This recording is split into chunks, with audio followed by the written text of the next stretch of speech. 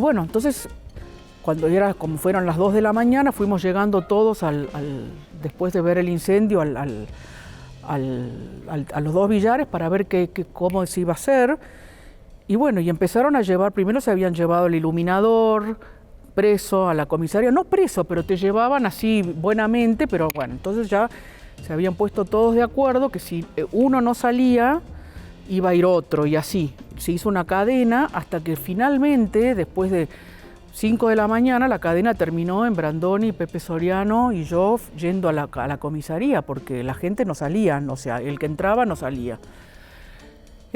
Bueno, así que fue, imagínate qué duro. Después yo tuve que, me quisieron acusar tibiamente de ver si podían acusarme de que yo hubiera quemado el teatro, porque se armó tal revuelo, fue un revuelo a nivel internacional, hasta Borges nos mandó un telegrama.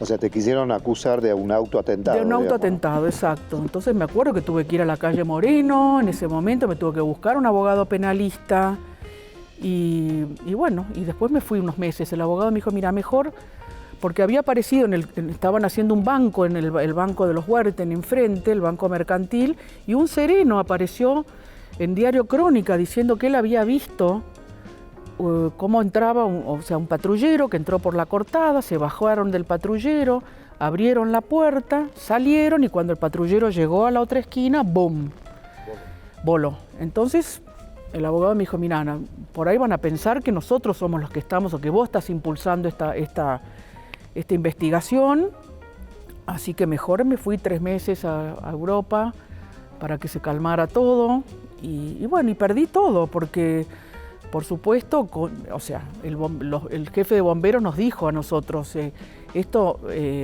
fue una bomba de plástico, y por supuesto la pericia dio que había sido un arco voltaico, viste, como una cosa eléctrica, un fallo eléctrico, cuando era todo nuevo, absolutamente nuevo, toda la instalación, etcétera. Así que bueno, fue muy difícil esa parte. ¿Y en tu familia ya les había tocado vivir una situación similar cuando huyeron de la Revolución Mexicana? Bueno, eso fue mis antepasados, que es la novela que estoy escribiendo ahora. Ahí queríamos llegar. Sí, mi bisabuela, Guadalupe Lerdo de Tejada, con su marido, Frank James, perdieron todos sus campos, todos con la Revolución Mexicana, en ese lugar entre Texas y, ¿no?, cuando estaba el problema de límites entre un país y otro, ¿no? Así que Estados Unidos se reducía solamente a las 13 colonias, ¿no? Exacto, llamadas 13 colonias. Exacto. Así que, bueno, historias de vida. Y estás abocada Ahora estoy escribiendo esta novela a partir de las historias que me contaba mi tía, la hermana de mi madre. Es una historia de mi familia materna. Y termina en el 73, cuando muere mi abuelo. O sea que no me quise meter con nada de lo que vino después, ni toda esta etapa del picadero. Ella es la protagonista.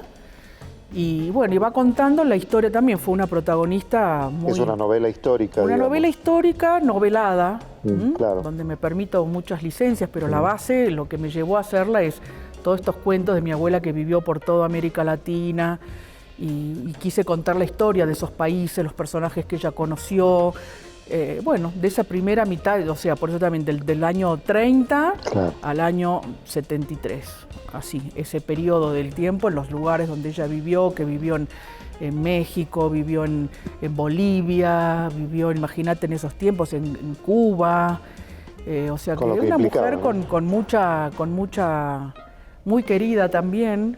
Mucho coraje. Y mucho coraje porque eran, bueno, y el libro se llama Las Trasterradas porque todas estas mujeres de mi familia, ninguna murió donde nació, ¿no? Entonces es como que fueron cambiando de país, trasterraban, ¿no?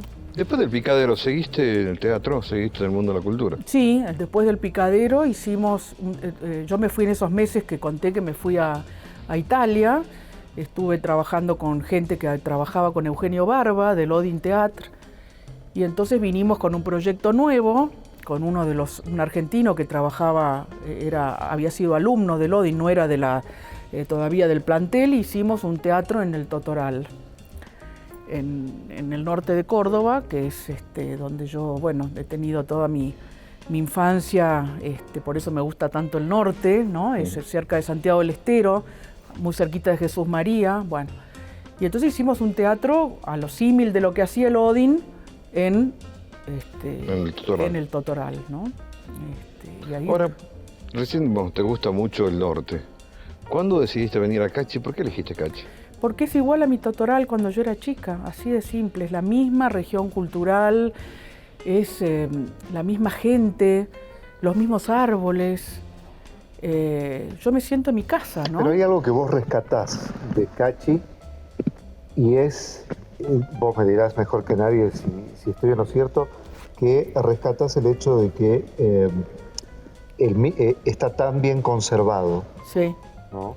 Sí, porque el Totoral justamente, que era un pueblo divino, como era, con esos pueblos del norte, con sus casas, con sus casonas, bueno, demasiado rápido llegó la Ruta 9 y la falta de reglas y normas, y una fábrica de Arcor que llegó muy cerca y trajo gente, entonces fue una invasión de gente de afuera, bueno, el pueblo se desvirtuó totalmente, ¿no?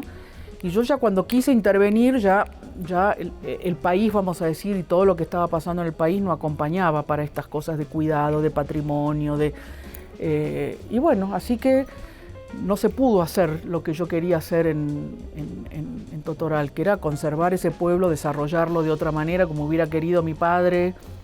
Y bueno, y cuando vine acá y vi este pueblo que estaba todavía... no estaba, estaba en forma. Estaba en forma, estaba auténtico y bueno, y tan vital, y la gente, dije, bueno, esto... Y la casa donde vivís, que decidiste comprar, es una casa que tiene historia. Sí, ¿no? era el viejo correo de Cachi, en la vieja ruta 40, así que bueno, era una ruina cuando... Una construcción del siglo XVIII. Sí, en 1780 tenemos los títulos porque... Gustavo Vergesi, que es el vicepresidente de la fundación que tenemos allá, también tiene su campo arriba y era del mismo dueño, así que tenemos los títulos que era de 1780. Sí. Ahora, hablando de fundación, tenés una fundación que principalmente hace lo que lo señaló él, preservar. Sí, más que nada, mira, yo te diría que preservamos y desarrollamos, porque es las dos cosas. Sin desarrollo no se puede preservar, no se puede congelar nada, o sea que el desarrollo tiene que ser armónico y no copiado de otros lados, de otras ciudades, con ejemplos de otras, no, tiene que ser a partir de la gente y mejorando la calidad de vida de la gente. O sea, esa preservación es para que nadie les cambie su forma de vivir, para que nadie los invada con otras costumbres, sino para que se conserve y puedan desarrollarse conservando, como hemos visto en todas partes del mundo, que ocurre menos en nuestro país, ¿no es cierto? Y como vos misma decís, ¿no? Para vos vivir en Cachi significa, en este caso, hacer patria y soberanía. Exacto, viste, mi padre me dejó una frase escrita que decía, bueno, espero que a vos te anime el mismo amor y la misma devoción que yo he sentido por este país, ¿no es cierto? Y bueno, yo he tratado de seguir esa luz, y acá estoy, hasta acá me ha traído ese faro,